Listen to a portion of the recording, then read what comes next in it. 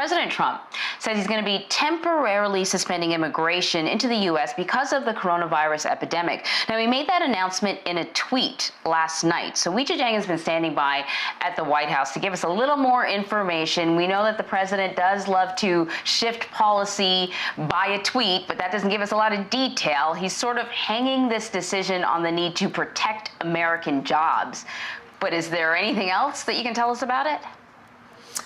In short, Anne-Marie, no. And that is the big problem with conducting domestic policy by tweet, is that, he often drops these decisions without offering any context, without offering any details. And the White House has not offered a further explanation either. But I can tell you, because he has said so little, there are many, many mounting questions about how this will be carried out, what it means for several different groups of people, for example, foreign nationals who are in the process of becoming a U.S. citizen. What about those seasonal workers who come here? It just offers so many questions rather than answers. And when you're making a decision like this, the American people want to know the rationale behind it. And perhaps most importantly, to understand how this is going to protect people from the virus, not only economically, but he has said that it is meant to protect the country from the coronavirus. So we'll have a lot of questions for him and the White House about what this really means. And by the way, perhaps the biggest question is whether he even has the constitutional authority to execute this. Right, Weijia.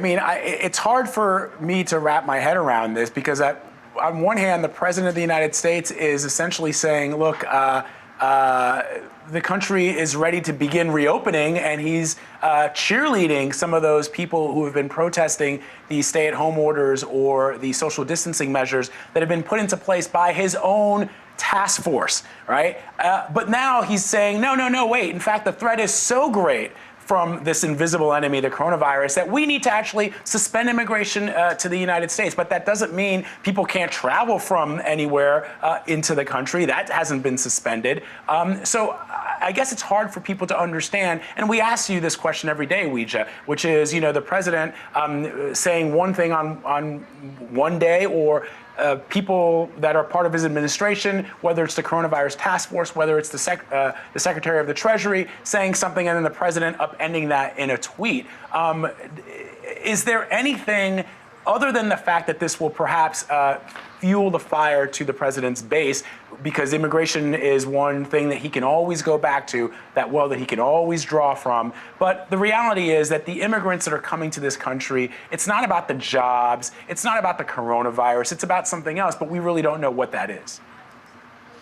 Right. When Democrats are quick to point out that is a plea to his base, as we are always looking ahead to the election, and we are aware that the political climate is very charged. We know that immigration is a centerpiece of his campaign. And just yesterday, during the coronavirus task force briefing, the president seemed to randomly bring up the border wall along the U.S. and Mexico. And so obviously this is a message that he wants to get across, but he insists that it is related to protecting people from the virus. We spoke to his national security advisor this morning, Robert OBrien, who continued to defend this new move, as well as other travel restrictions that are already in place. And I guess that's the big question, too, is what makes this different from the restrictions that the president has continued to talk about from China, from Europe. He has closed the northern and southern border already to non-essential travel. So how will this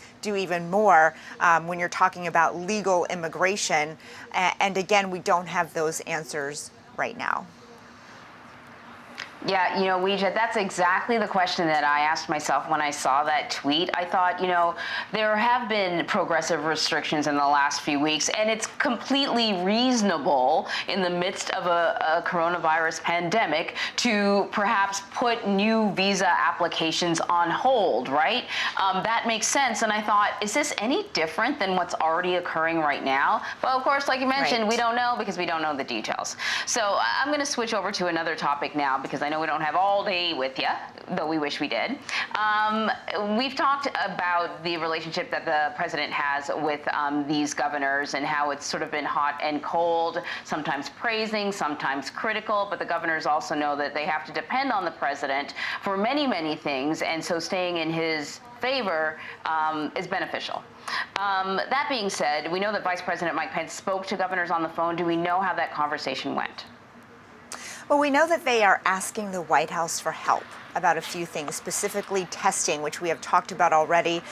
They continue to urge the federal government to do whatever it can to get them those critical supplies that they need to actually conduct tests. And so they talked about that during the call.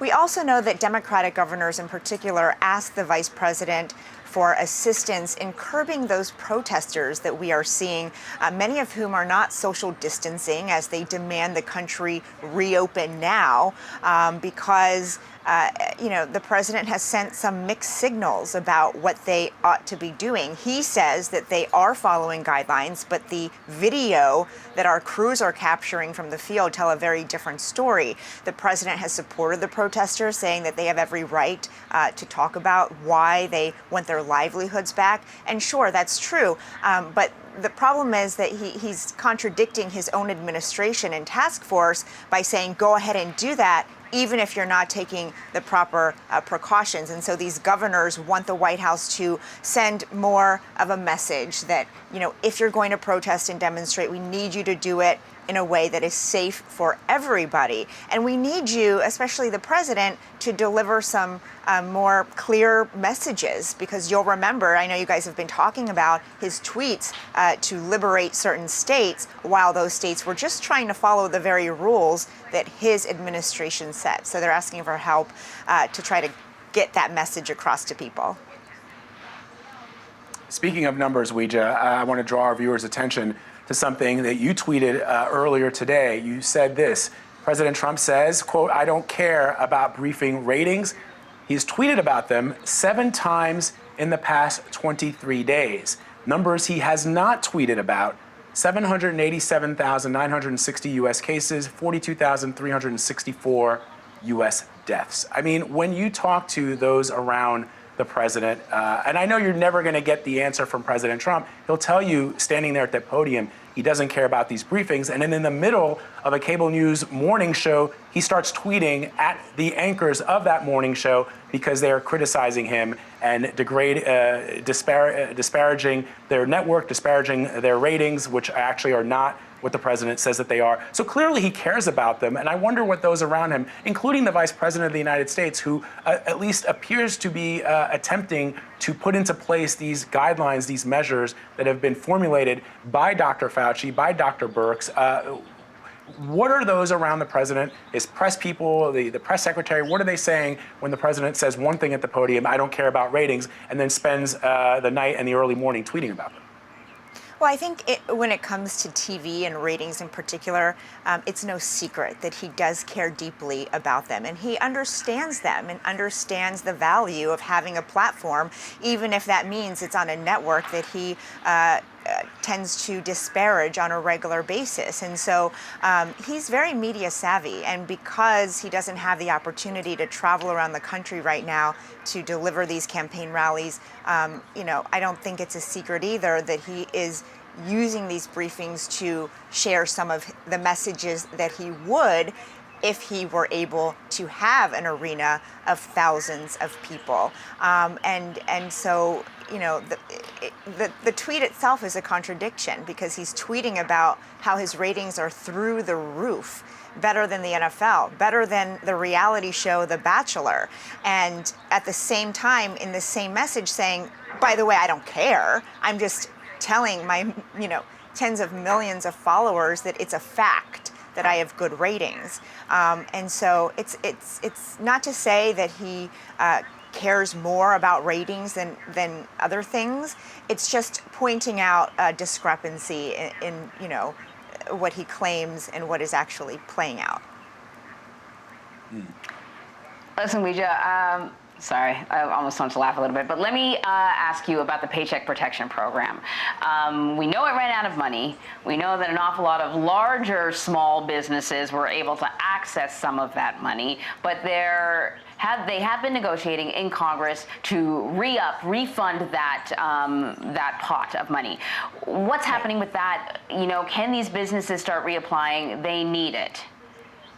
Well, businesses were already applying even after the money ran out, and that was one big annoyance from these small businesses because you mentioned those bigger companies and chain corporations had already approved loans while they were just either denied or just waiting around while the money ran out. So there's already a backlog of applicants, and now they're waiting for another round of money, and hopefully that will entice even more applicants to try to get some of this money. So the White House and lawmakers have been working out a deal and really talking about figures, how much money will be added to the pot and where that will go. And so far, it looks like about $310 billion will be approved for a second round of aid to help these small businesses, with about $60 billion set aside just for minority-owned businesses and those smaller businesses that really felt like they were lost in the shuffle. There will also be money to go to hospitals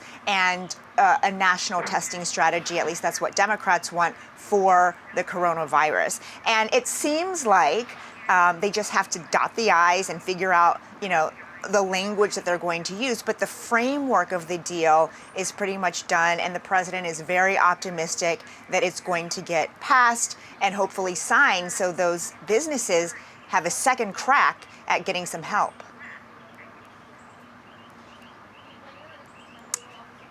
All right, Weijia Jiang for us at the White House, as always. Weijia, we thank you so much for your reporting and for the clarity that we so desperately need in these trying times. Thank you, Weijia. Thank you.